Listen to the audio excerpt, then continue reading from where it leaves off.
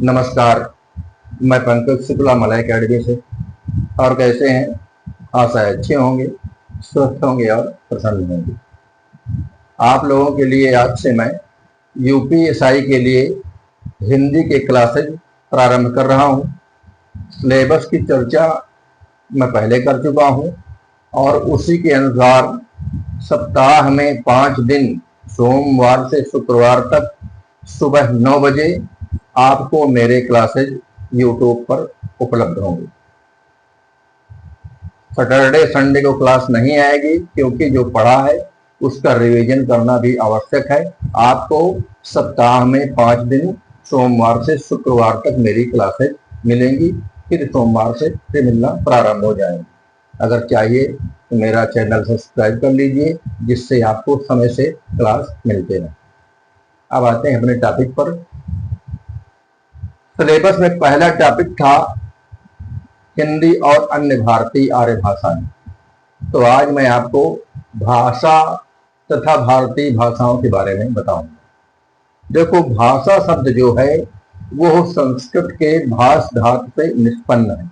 भाषा शब्द संस्कृत के भाष धातु से निष्पन्न है, जिसका अर्थ होता है व्यक्तवाणी। भाषा उसे कहते हैं जो व्यक्तवाणी द्वारा अभिव्यक्त होती है। ठीक, अब आते हैं भाषा की परिभाषा। तो भाषा की परिभाषा कई विद्वानों ने अपने अपने तरीके से अलग अलग दी है। कुछ महत्वपूर्ण परिभाषाएं मैं आपको बता रहा हूं। एक विद्वान है कामता प्रसाद गुरु।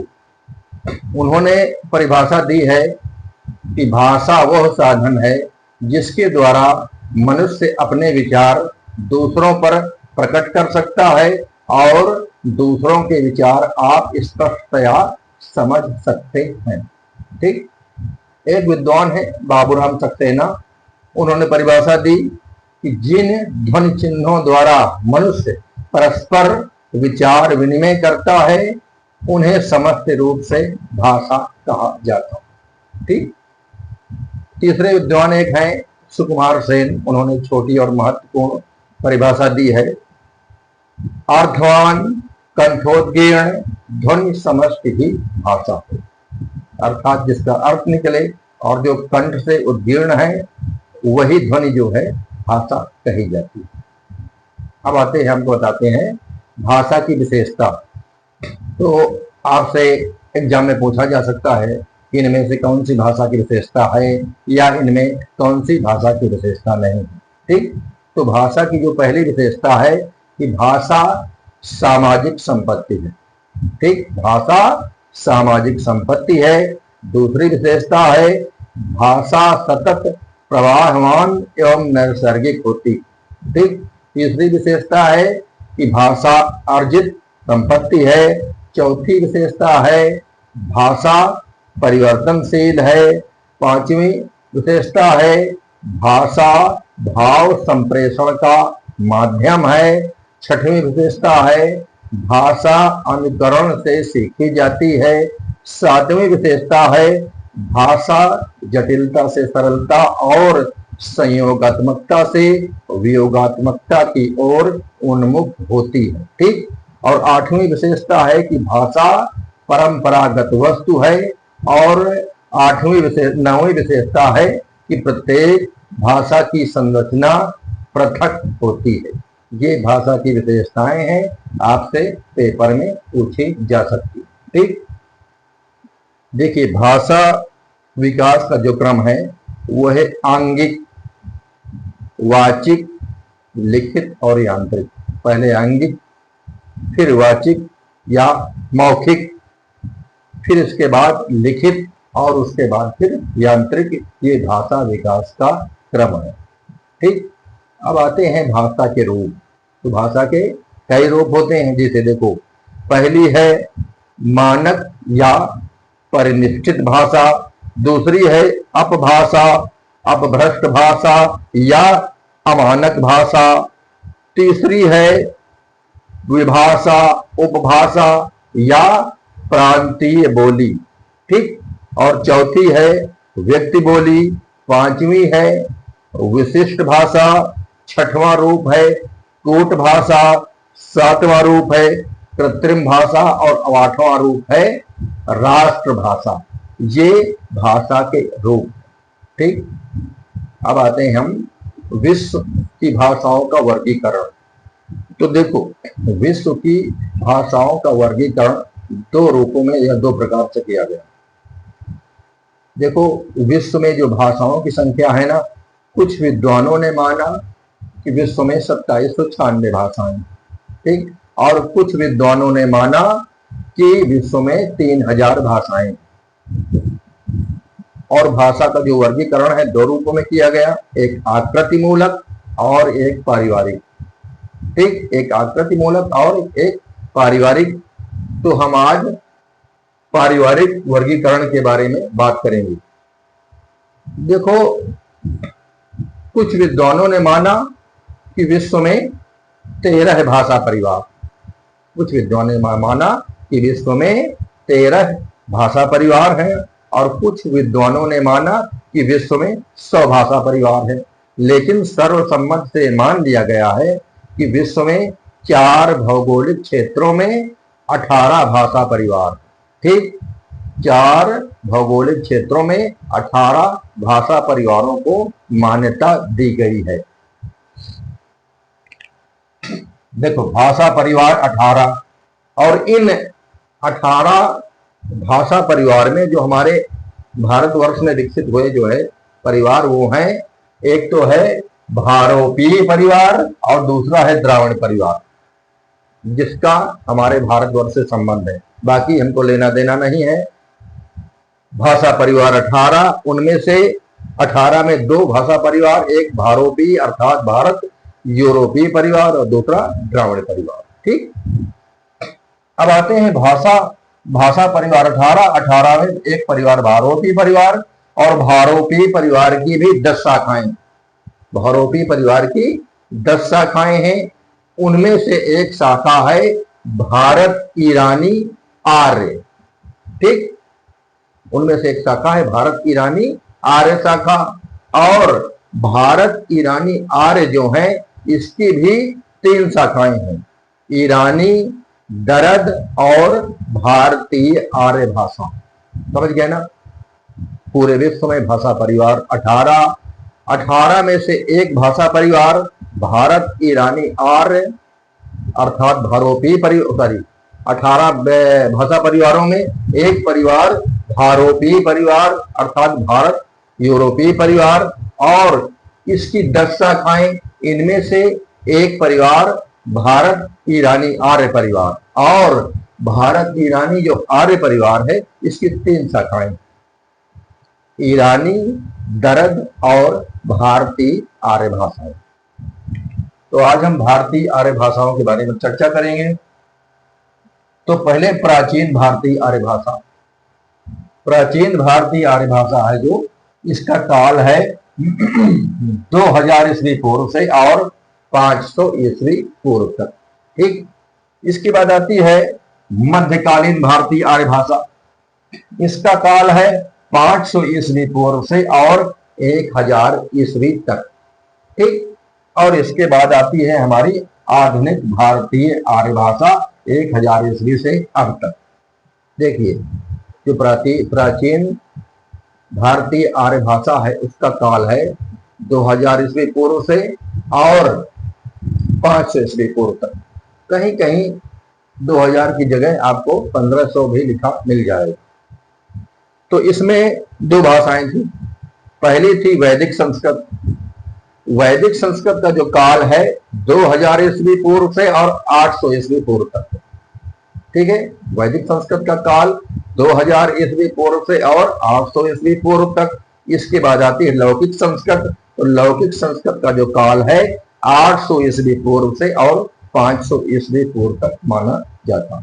इसके बाद आ जाती है मध्यकालीन आर्य भाषा। मध्यकालीन आर्य भाषाओं में 3 भाषाएं। पहली है पाली। पाली का जो काल माना जाता है वो 500 ईस्वी पूर्व से और 1 ईस्वी तक माना जाता है। पाली को प्रथम प्राकृत या शिलालेखी प्राकृत भी कहा जाता है। ठीक, इसका काल पाली का 500 ईस्वी पूर्व से और 1 ईस्वी तक माना जाता है। 1 ईस्वी से और 500 ईस्वी तक काल माना जाता है प्राकृत अर्थात द्वितीय प्राकृत। ठीक है, पाल के बाद द्वितीय प्राकृत या प्राकृत आती है, उसका काल माना जाता है 1 ईस्वी से और 500 ईस्वी तक। इसके बाद आती है अपभ्रंश। तो अपभ्रंश इसे तृतीय प्राकृत भी कहा जाता है। इसका काल माना जाता है 500 ईस्वी से और 1000 ईस्वी तक। समझ गए ना? 2000 ईस्वी पूर्व से 800 ईस्वी पूर्व तक वैदिक संस्कृत, 800 ईस्वी पूर्व से 500 ईस्वी पूर्व तक लौकिक संस्कृत, और 500 ईस्वी पूर्व से 1 ईस्वी तक पाली, 1 ईस्वी से और 500 ईस्वी तक प्राकृत, और 500 ईस्वी से और 1000 ईस्वी तक अपभ्रंश, और 1000 ईस्वी के बाद अब तक आधुनिक भारतीय आर्य भाषा। ठीक, अब आते हैं हम वैदिक संस्कृत की तरफ। काल मैं आपको बता चुका हूं। तो वैदिक संस्कृत का जो साहित्य था वो 3 भागों में बटा, संहिता, ब्राह्मण और उपनिषद। ठीक, वैदिक जो संस्कृत है इसका काल 3 भागों में बटा था, संहिता, ब्राह्मण और उपनिषद। और वैदिक संस्कृत का जो प्राचीनतम ग्रंथ है उसे ऋग्वेद को माना जाता है, और ऋग्वेद को संसार का प्राचीनतम ग्रंथ भी माना जाता है। ठीक, ऋग्वेद को विश्व का प्राचीनतम ग्रंथ भी माना जाता है।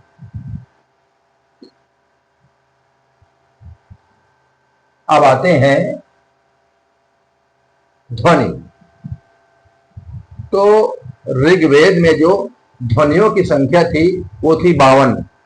ऋग्वेद में ध्वनियों की संख्या थी 52, जिसमें 13 स्वर और 39 व्यंजन थे। जिसमें 13 स्वर थे और 39 व्यंजन थे। ठीक, अब आते हैं लौकिक संस्कृत। लौकिक संस्कृत में ध्वनियों की संख्या थोड़ी कम हो गई। लौकिक संस्कृत में 48 ध्वनियां ही रह गई। ठीक, लौकिक संस्कृत में ध्वनियों की संख्या 48। और लौकिक संस्कृत का जो वर्णन है, इसके बारे में जो चर्चा है, वो पाणिनि के अष्टाध्यायी में मिलती है। पाणिनि के अष्टाध्यायी में लौकिक संस्कृत की चर्चा मिलती। ठीक, और उसके बाद आते हैं हम पाली अर्थात प्रथम प्राकृत। तो पाली में 3 त्रिपिटक की रचना हुई। कितने त्रिपिटक थे पाली में? 3। पहला सुत्त पिटक, दूसरा विनय पिटक और तीसरा अभिधम्म पिटक। ये 3 त्रिपिटक हैं, ये आपसे पूछे जा सकते हैं। सुत्त पिटक, विनय पिटक और अभिधम्म पिटक। ठीक, पाली में जो व्याकरण थे वो 3 व्याकरण थे, कच्छायन व्याकरण, मोगलान व्याकरण और सदनीय। ठीक, व्याकरण कितने थे? 3, कच्छायन व्याकरण, मोगलान व्याकरण और सदनीय। ठीक, अब इसके बाद आते हैं ध्वनि संख्या। तो पाली में ध्वनि संख्या में भेद है।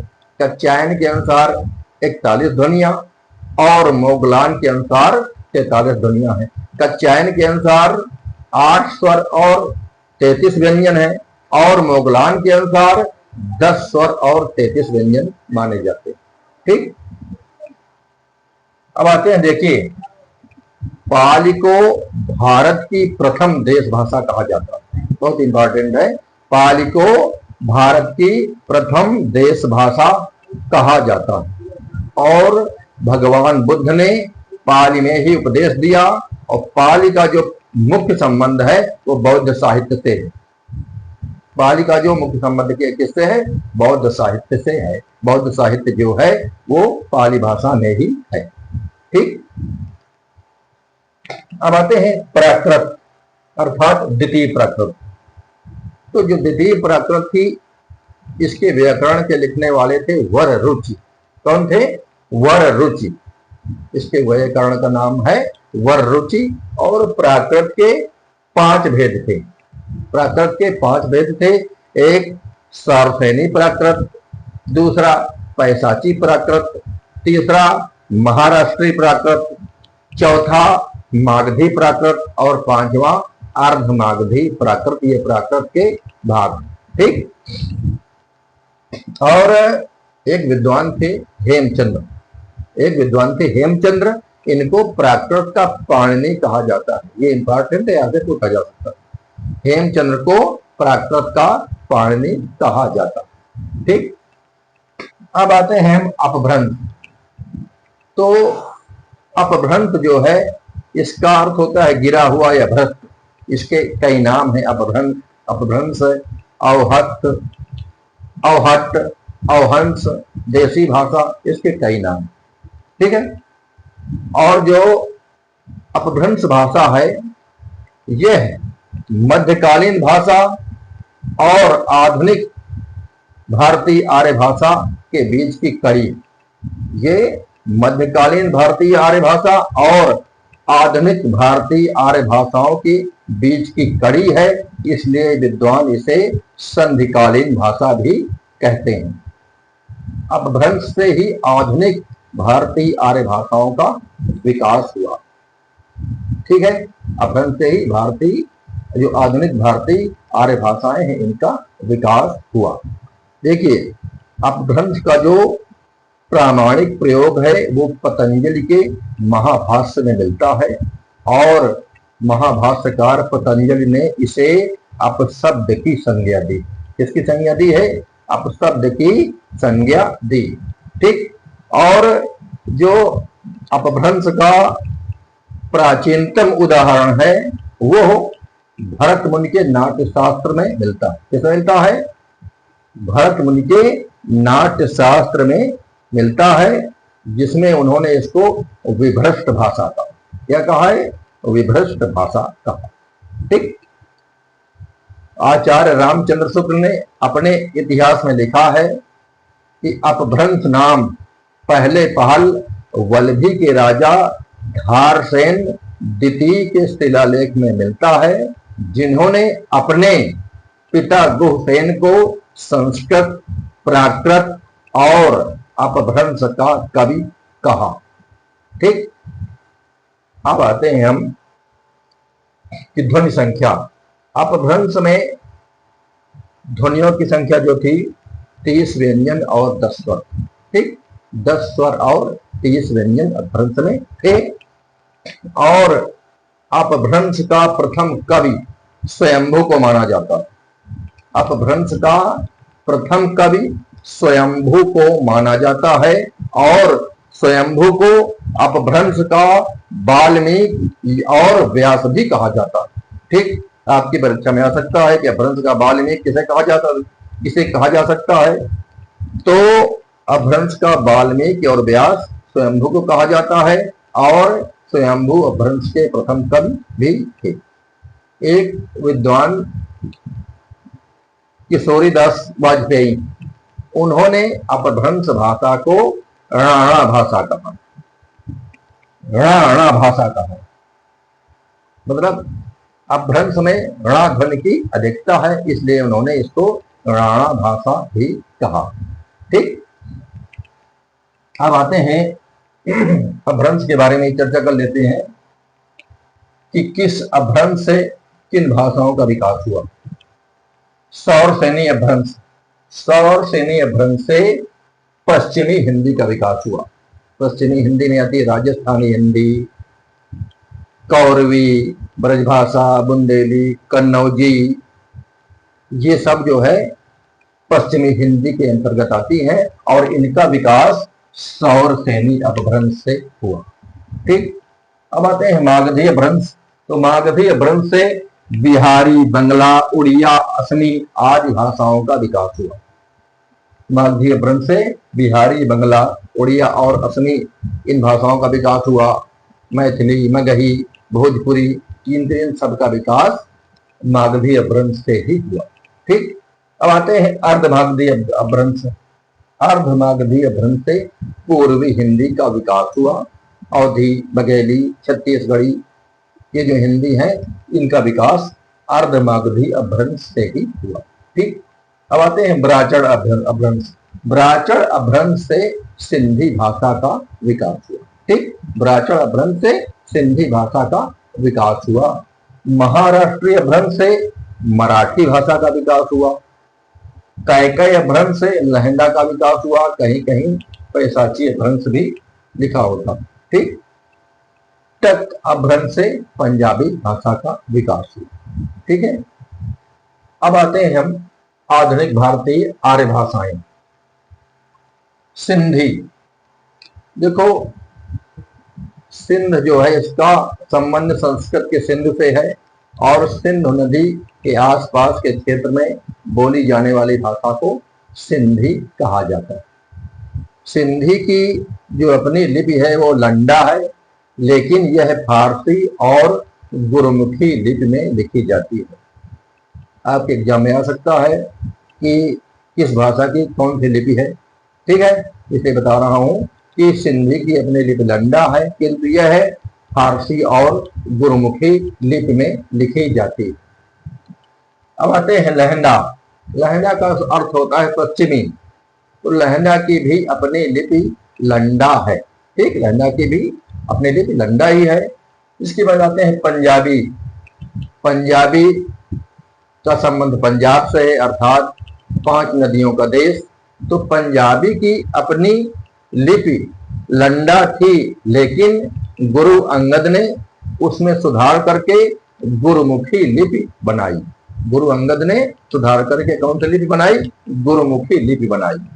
ठीक, इसके बाद आते हैं गुजराती। तो गुजराती की स्वयं की जो लिपि है वो गुजराती ही है, जो कैथी से काफी मिलती जुलती। गुजराती गुजरात की भाषा है और इसकी लिपि गुजराती ही है, जो कैथी से काफी मिलती जुलती है। और गुजराती ये ऐसी भाषा है जिसमें सिरो रेखा नहीं लगती। गुजराती में सिरो रेखा नहीं लगती। ठीक, अब आते हैं मराठी। मराठी जो है महाराष्ट्र की भाषा है और इसकी लिपि देवनागरी लिपि है। मराठी की लिपि देवनागरी लिपि है, लेकिन कुछ लोग मौर्य लिपि का भी प्रयोग करते। ठीक, अब आते हैं बंगला। बंगाल की भाषा है और इसकी अपनी लिपि बंगला ही है, जो प्राचीन देवनागरी से विकसित। ठीक, बंगला की जो लिपि है वो प्राचीन देवनागरी से विकसित बंगला लिपि ही है। अब आते हैं असमी या असमिया। तो असमी भाषा की लिपि भी बंगला ही है। असमी की लिपि भी क्या है? बंगला है। और ये असम की भाषा है, इसकी लिपि बंगला है और इसकी एक बहुत ही प्रसिद्ध बोली है विष्णुपुरिया, जो बहुत इंपॉर्टेंट है। इसकी बोली क्या है? विष्णुपुरिया। इसके बाद आते हैं उड़िया। उड़िया उड़ीसा की भाषा है और यह बंगला से काफी मिलती जुलती है, लेकिन जो इसकी लिपि है वो ब्राह्मी की उत्तरी शैली से विकसित लिपि। इसकी लिपि जो है ब्राह्मी की उत्तरी शैली से विकसित लिपि। ठीक, ये है भारतीय आर्य भाषाएं। और देखिए बताता हूं मैं द्राविड़ परिवार की भाषाएं। आंध्र प्रदेश। आंध्र प्रदेश की भाषा क्या है? तेलुगु है।